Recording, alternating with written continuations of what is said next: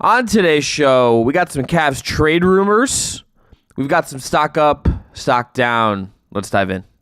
You are Locked On Cavs, your daily Cleveland Cavaliers podcast.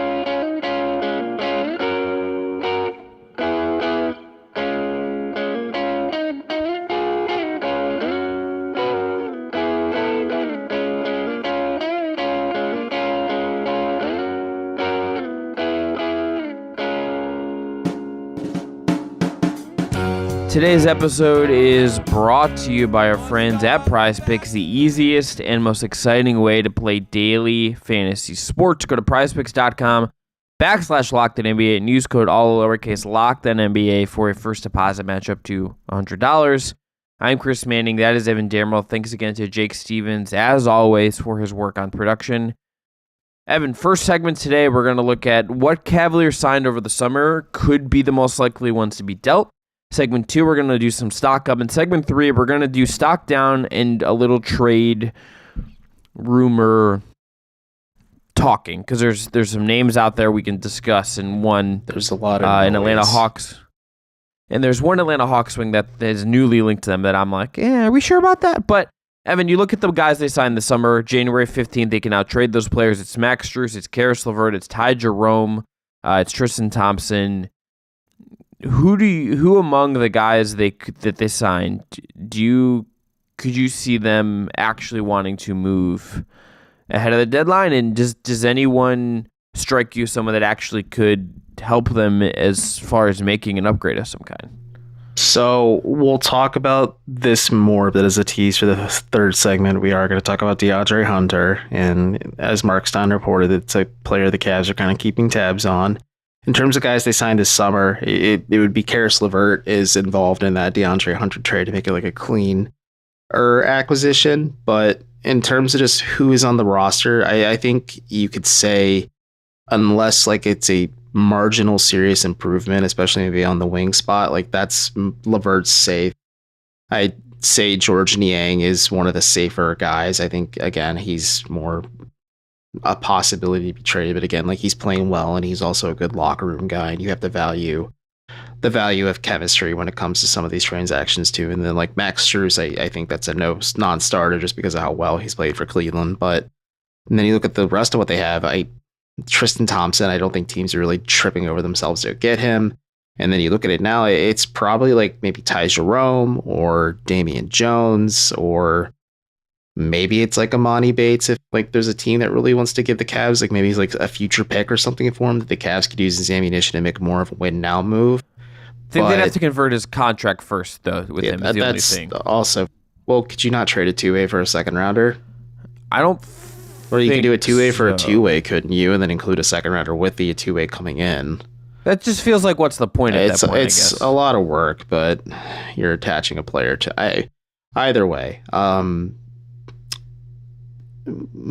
Big Mike in our Discord, shout out to Big Mike, regular listener, always asking me on the gilded listener chat, the private listener chat rather, where they can ask us questions directly at times, ask me like, what's the likelihood the Cavs make a move? I'd say it's like 40-60 just because they don't really have that attractive of assets. Like I just listed off Damian Jones, who is out of the rotation because of Tristan Thompson, and Ty Jerome, who has not played since the home opener loss to the Oklahoma City Thunder. And then like they have the cupboard's very bare in terms of assets available, just because I think the guys that could maybe also sign this team, who have also signed this team over the summer, probably aren't as regularly available as Cleveland may want to let on, just because they may not get the best return on investment if they were to trade these guys, unless like a team is just, again, tripping over themselves to go get like a George Niang, or gives the Cavs like a pretty healthy offer for Caris LeVert or Max Strus or something. Here are the salaries as far as the guys they signed that are now trade eligible. The other guys, obviously, like Damian Jones doesn't fit in this exactly because he was a trade in the summer. So it's Tristan Thompson is at $2 million, basically in a 1-year deal. Ty Jerome is a little bit above that at $2.4 million. Strus is at 14.4. George Niang is at 8.8, and LeVert is at 15.3.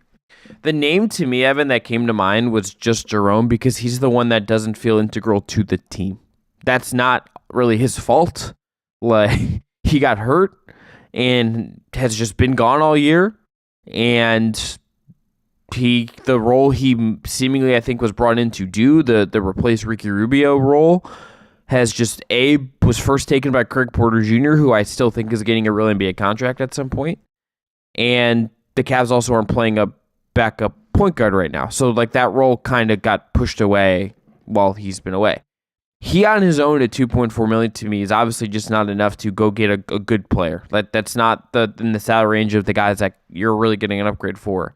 But if you combine him with Dean Wade, who's at $5.7 million, or Okoro, who's at $8.9 and heading into RFA,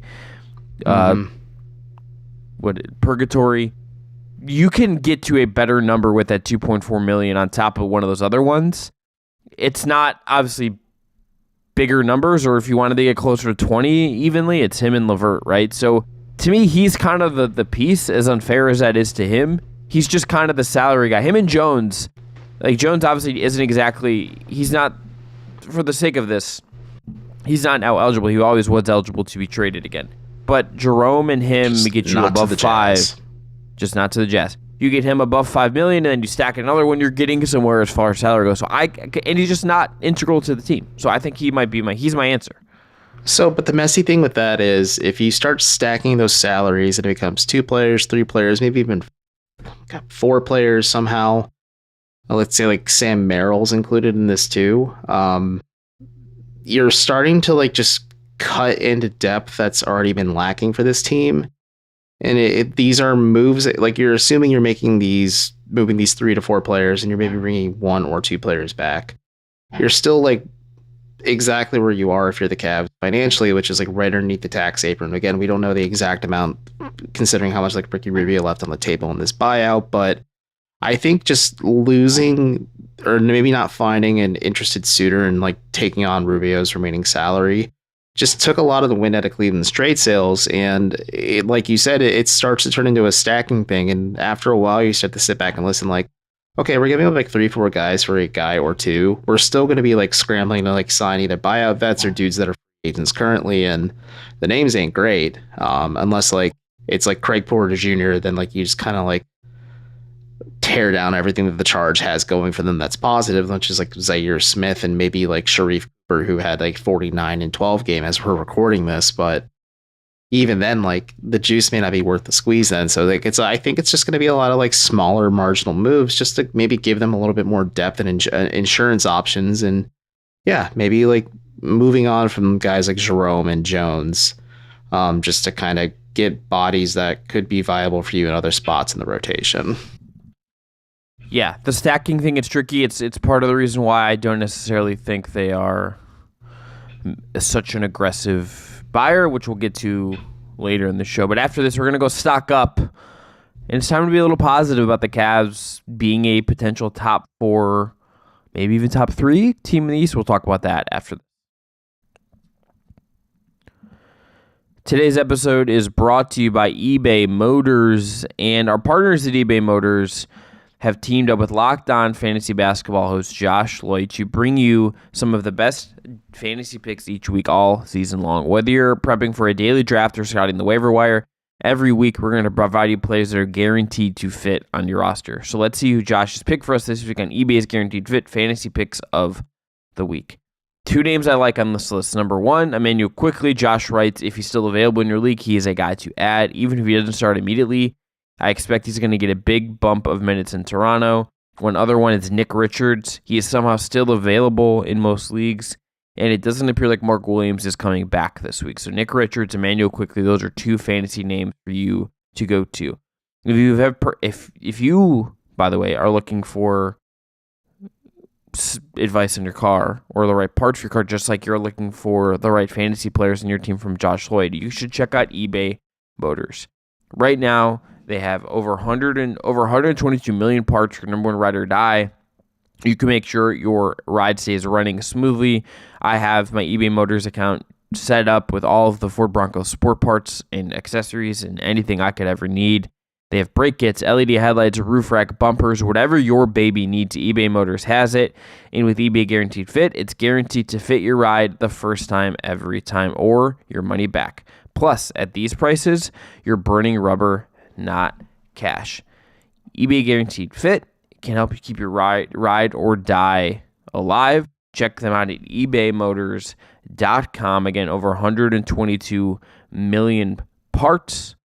eBay Guaranteed Fit is only available to U.S. customers, eligible items only, and exclusions apply. All right, time for stock up, stock down. Evan, what's your stock up? Caris LeVert. He has really stepped up for the Cavs in these last 13 games without Garland and Mobley. Garland especially. Like, we talked about this a lot in the eventual Darius Garland return preview episode that we did. But in his last 13, LeVert is averaging 18.6 points on the shooting, 44.7% shooting, and about 28 minutes per game, along with about 5 assists, 4 rebounds, a steal and a half a game. And he's only averaging 1.7 turnovers with those about 5 assists per game, which, pretty good numbers. Like, he has stepped up in a major way for the Cavs, and he is really, we talked about this a lot. Like, he clearly has a defined role with this team as the sixth man. JB Bickerstaff does not seem to be inclined to move him out of that role. Like, he is, I don't want to say permanently glued to the bench because he has started sometimes this year for the Cavs, but like, he has some Velcro to the bench where he can sometimes be peeled off.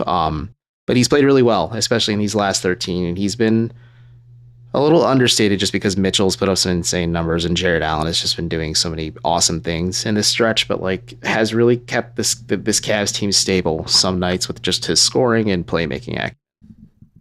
Yeah, he's been great, and they're not in this 10-3 run. Donovan Mitchell gets the headlines with this run. Jared Allen as well, but Caris LeVert is nearly as, I think, integral, and he deserves a lot of credit, I think, for eating innings, for being a creator, for hitting big shots, for being willing to take big shots. That's not nothing. Like, that is something that, even if I think you could look at him and say, how good is this guy exactly? What is his best role on a really good team?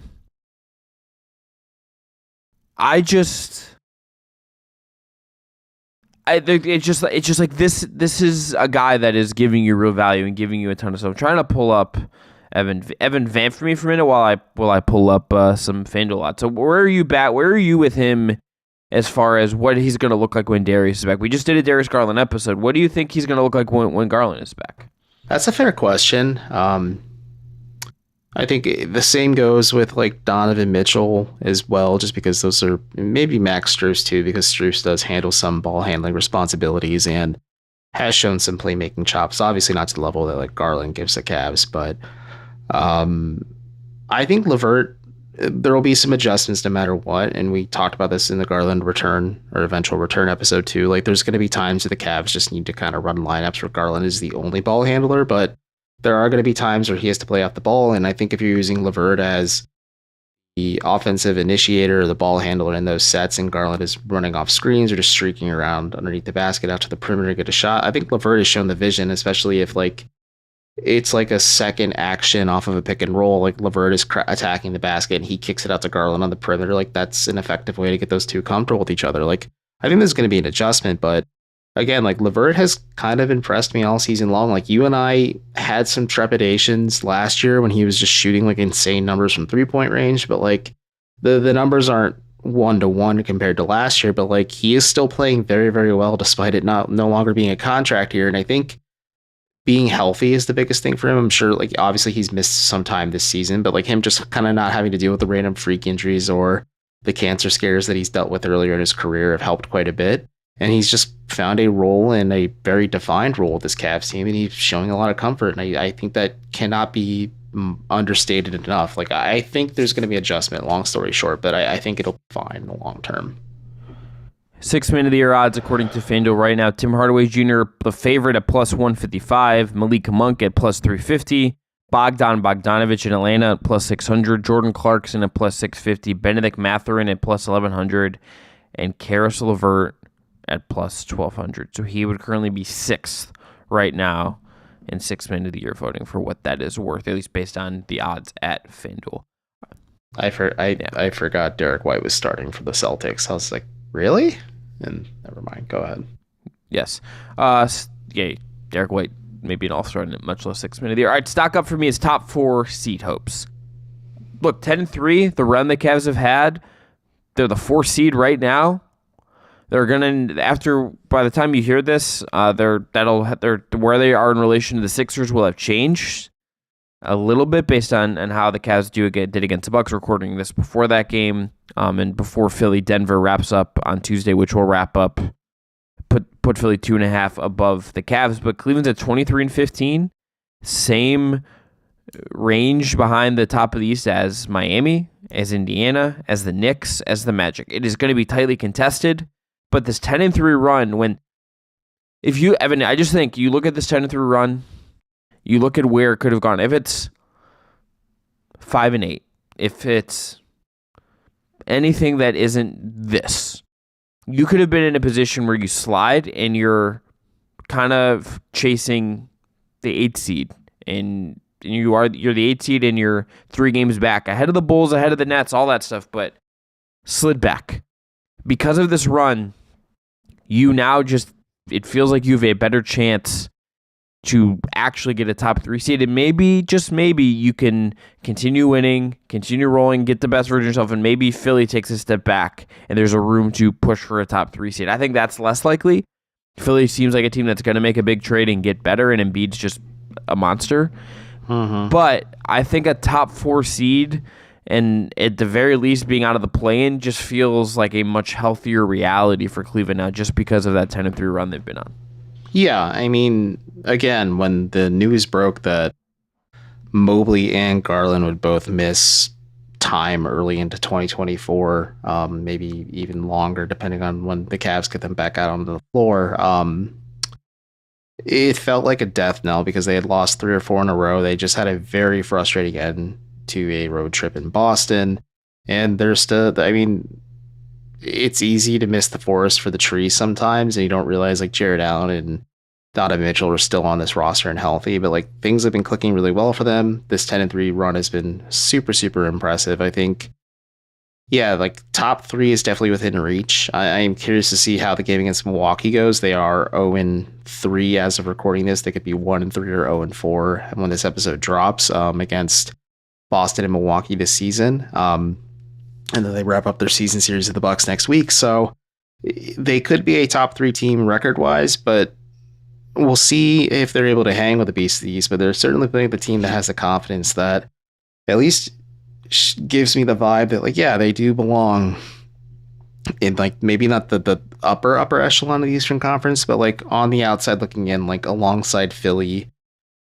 Just Philly, really, because it's not like they've kind of separated themselves without making a trade like the Knicks did for OG Anunoby, and the Knicks have certainly separated themselves from that weird Middle Eastern Conference pack after getting Anunoby. After this, stock down, trade rumors. Let's get into them.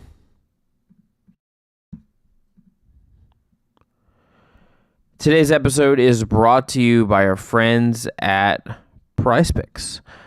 PrizePicks is the largest daily fantasy sports platform in North America. They are the easiest and most exciting way to play DFS. It is just you against the numbers. Instead of battling thousands of other players, including pros and sharks, you pick more or less than on 2 to 6 player stat projections and watch the winnings roll in. With basketball season here, you can now pick combo projections across football and basketball from the Specials League. It is a league created specifically for combo projections, including 2 or more players from different sports or leagues. So, for instance, you could go LeBron James plus Travis Kelce at a combo of 3-pointers made and receptions. PrizePicks also has a reboot policy, so that your entries stay in play even if one of your players gets injured. For football and basketball games, if you have a player who exits the game in the first half and does not return in the second, that player is rebooted. Go to prizepicks.com/LockedInNBA and use code LOCKEDINNBA for a first deposit match up to $100. Again, that is prizepicks.com/LockedInNBA and use code LOCKEDINNBA for a first deposit match up to $100. PrizePicks, daily fantasy sports made easy. All right, Evan, stock down. For me, it's just that the Cavs are going to make a big deal at the deadline. Be an aggressive buyer. Mark Stein, the longtime NBA insider on his Substack, has reported, in addition to the previously, I think, thought of names of Dorian Finney-Smith and Royce O'Neal, that DeAndre Hunter is someone that Cleveland is a name Cleveland could be looking at. Hunter has 3 years and $70 million left on his deal. He is a lot of money. And Evan, I just think I would rather. I think if Cleveland's going to make a move, it's going to feel small. It's going to be someone like Royce O'Neal, who I think will be additive and will give you shooting and is a solid enough defender, even though he's only 6'4". Only 6'4", I say, is something like 5'8.5". And you're gonna buy lower than Hunter. I also just don't think Hunter is you'd be buying Hunter and betting that you can fix him. That's a really hard place to be when you're looking at your cap figures in other ways. So that to me is a tricky one. I mean, my stock down is just seeing the name DeAndre Hunter because it's a lot of money over the next several years.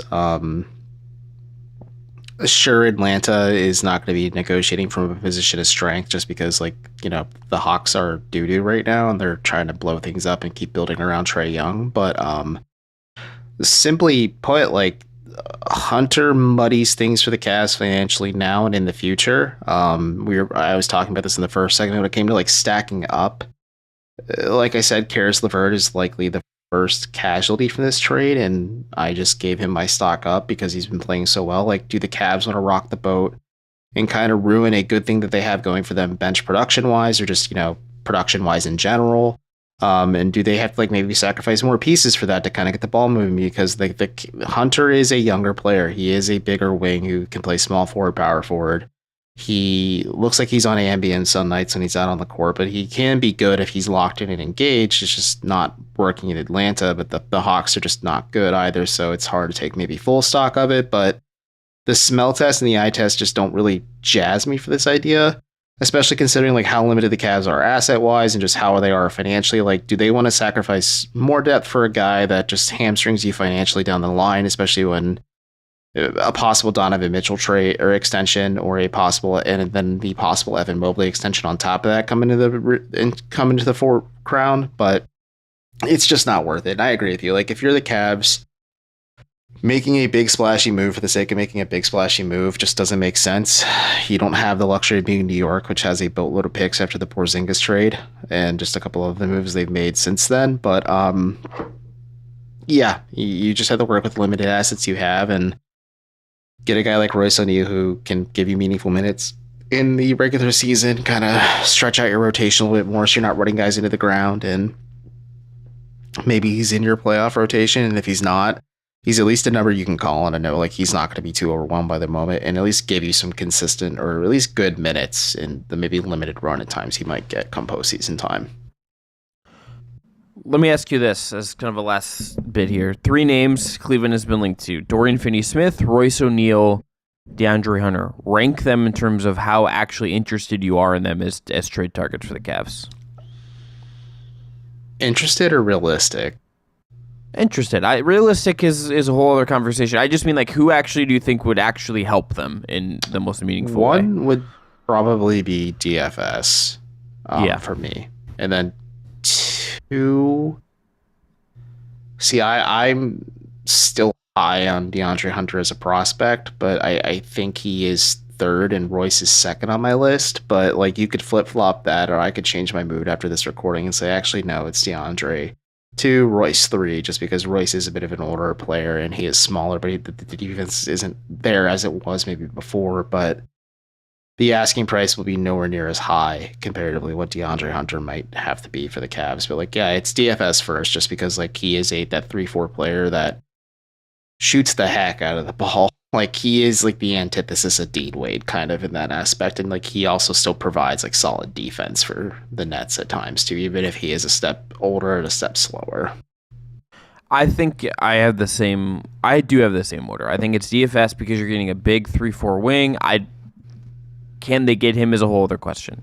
I think some teams the money's just a little tight because he's making $12 million, I think, off the top of my head, and that's just a little too high. Again, if they had Rubio, this would be a little bit easier to do, but it's a little out of just what Cleveland's price range can be. And I don't know, I'll bounce a question off you before we go, but just keep your rankings going. Yeah, O'Neal 2, shooter, competent, all that and more.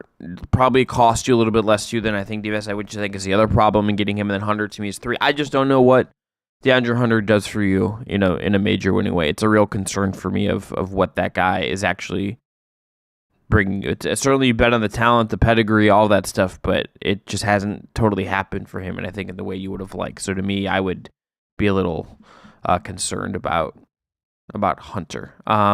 What's your question before we get out of here? Would you, since he is entering the unknown landscape of restricted free agency this summer, and the Cavs do have to be mindful of what financial commitments they make going forward, just because they really want to avoid being like a super heavy luxury tax team or like avoid the aprons and ramifications of it, would you seriously entertain trading Isaac Okoro and treating him as a trade chip? Because he has played pretty well lately, and I think he is Cleveland's best point of attack defender. But if it gets you a certain player that's like more cost controlled long term and kind of gives you a little saminess of what he gives you defensively, more with offensive upside, would you consider it, or would you just let it ride and then let him test the waters of agency or try to sign him up as soon as you can?